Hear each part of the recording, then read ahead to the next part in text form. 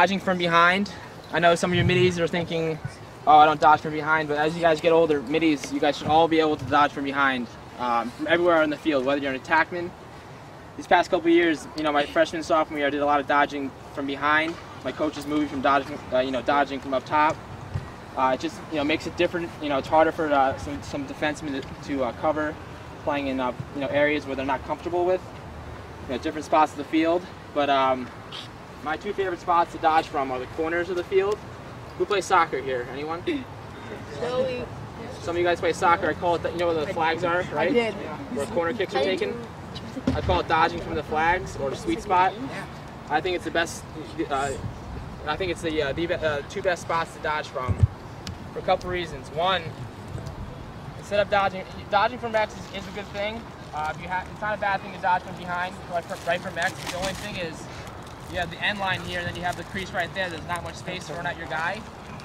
All he has to do is give you 5 yards, and that's all you have. But if you dodge from the corner, you can come way out here. The defensemen are taught not to play too far out, so that'll just give you more room and more opportunity to run at your guys at full speed. And that's always a good thing as a dodger. But I love coming from the corner of the field, either this side or that field, either this side or that side of the field. And again, guys, I love going both ways because as you get older, teams will start to scout you and they'll know what's your strong side. You guys have to develop your weak hand and make it just as strong as your strong hand. One of the biggest things I did when I was a kid, my dad had me out every day for 2 years straight. All I could do was use my left hand on the wall. Our neighbor actually had a brick garage. It was in our backyard, and they let us use their brick wall for a wall. And I did a wall ball for 2 hours every day, just for my left hand only. My dad wouldn't let me switch hands.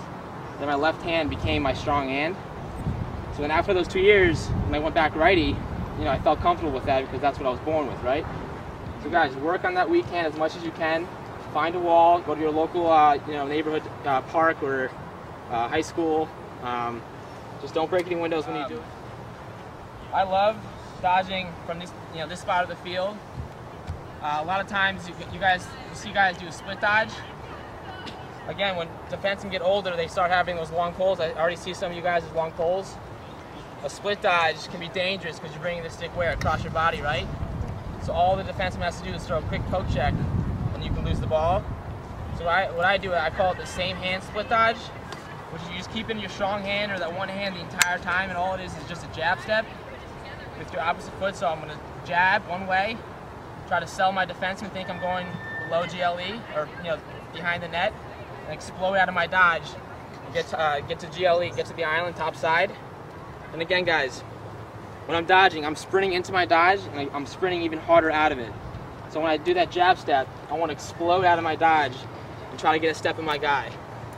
And guys, so this is again, what I'm going to end up showing you is getting to the island and doing a couple different moves.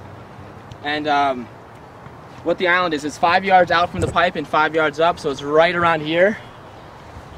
And why do you think we want to get to the island, guys? Good place to shoot. Good place to shoot. Why is that? Because you have what? Better what? Angles. Yeah, so a lot of times you see guys come out of an inside roll, or they take a shot from here. What's going to happen? The goalie's hugging the pipe, right? Not much cage to shoot at.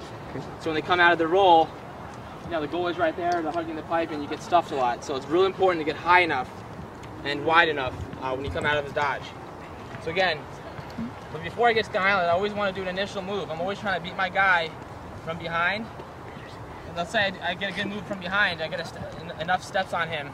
All I want to do is just get high enough and take that shot, right? But what's going to happen when you guys start to come this close to the net? Slide. What's going to happen? You're going to get hit. Corner of the field. I love dodging. I love dodging from here. I'm going to sprint right at my guy. I'm going to do a same hand split dodge. So all it is a quick jab step one way and explode out. I'm running right towards the island. I want to make sure I'm getting high enough. And again, let's say I get a good step on my defenseman, but what they're taught to do is get top side on you, get above you. So as soon as he overplays me, he gets too high. He's trying to make up that ground I have on him because I got a good step on him. He's trying to cover that ground and get high enough to get top side. I'm feeling my defenseman. As soon as he gets high enough, I'm going to put the brakes on, plant that opposite foot, swivel the hips around him. And so what happens when he throws a check? What's he gonna do? Hit my back, right? Hit my helmet. I'm gonna draw a penalty. What happens when I do this? Trail check. Exactly. See, defense. Whenever you beat a defenseman, they're taught to do is throw that trail check, which is last-minute home run check. So it's always important to keep, have good stick protection and keep the stick close to your body. Look where my hands are. What am I doing? Choking up on my stick, right? A lot of guys, when they get to the island, they'll come here and they'll bring their stick back, and as soon as they do that, they'll get checked. So guys, whenever you're around this area on the crease, casting a pass on the crease, always have your stick choked up. There's no reason to bring your stick back. You're 5 yards, 7 yards out. All you need to do is just shoot from high to low for opposite corner, or just shoot for net. I always say just shoot where you see most of the white net, and you don't need any power in that shot, right? Since you're so close. So again, I'm going to drive hard, get to the island, plant that opposite foot, swivel the hips around, and I'm going right for that righty pipe. And then look where the stick is the whole time. I'm not switching hands, because as soon as I do that, I'm going to throw the trail check. I'm using my body to protect the stick, and at the last second, I'll bring it back and fire for that opposite side. All goalies are, they're taught to hug the pipe, so that entire side will be wide open. And what is that one called? Inside roll. Sorry, I didn't tell you what that one was. That's the inside roll. That is my favorite move to use that have a better outside shot. Again, I do an initial move from the corner of the field. I'm trying to get above my defenseman. And this is great. Let's say your defenseman's playing good defense on you. And if you have a good shot from outside, it's a great opportunity to get a good shot off on your defense. And what it is you take a step into your guy.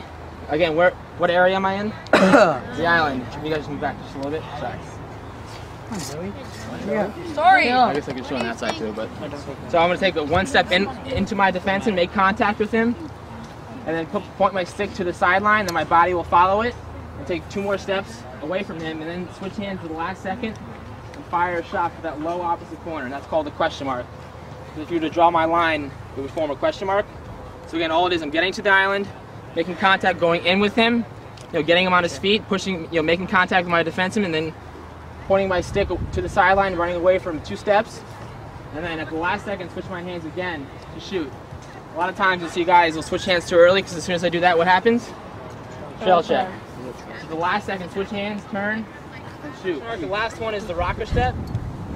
This is a great move.